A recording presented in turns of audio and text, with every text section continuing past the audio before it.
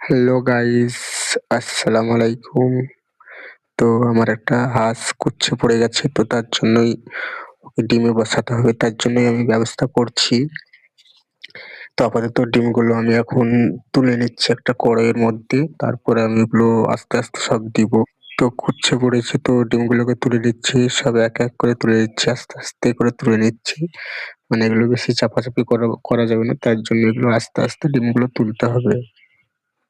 তো ডিমগুলোকে তুলে নিচ্ছি আস্তে আস্তে করে। মানে বেশি তোড়ঘোড় করা যাবে না, তাড়াহুড়া করা যাবে না। আস্তে আস্তে ডিমগুলোকে রাখতে হবে। মানে এটার সিস্টেম হলো এটাই। এবার এরপরে ছাই দিয়ে দিবো।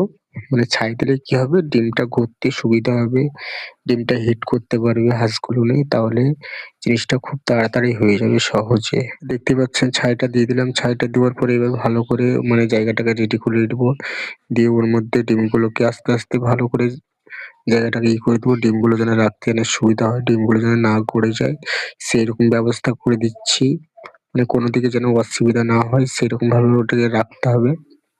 তো এবার হালকা করে উপরে নাড়াগুলো দিয়ে দেবো। ওগুলো দিলে হয়তো এদিক ওদিক ঝুলে যাবে না, তার জন্য ওগুলো দিয়ে দিচ্ছি। দেখতেই পাচ্ছেন ওগুলো দিলে জিনিসটা মানে বেরিয়ে আসবে। তো এইমাত্র ওগুলো দিয়ে দিলাম, নাড়াগুলো দিয়ে দিলাম, তাহলে জায়গাটাতে ভালো করে হাঁসটা বসতে পারবে, কোনো জায়গায় অসুবিধা হবে না, সেইভাবে করে দিলাম।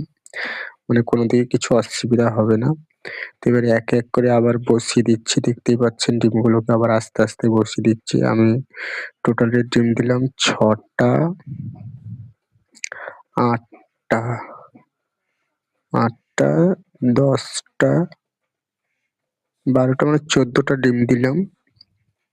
আপাতত ১৪ টা ডিম দিলাম। কটা ফুটবে না ফুটবে সে তো জানি না। তো দিয়ে দিলাম, ভালো করে বসিয়ে দিলাম। তো এবার হাঁসটাকে বসিয়ে দিতে হবে। হাঁসটাকে বসালে আপাতত কাজটা পুরো কমপ্লিট হয়ে যাবে। তো আমার তো সেরকম পরিমাণে অভিজ্ঞতা নেই, যেটুকুন আমি জানি ওটুকুনি করছি। যেটা আমি শুনেছি, সবার কাছে দেখেছি, সেরকম ভাবে করার চেষ্টাটা করলাম। তো বাকি সবই আল্লাহর হাতে। তো আমার হাঁসটা বসে গেছে দেখতেই পাচ্ছেন। আসসালামু আলাইকুম।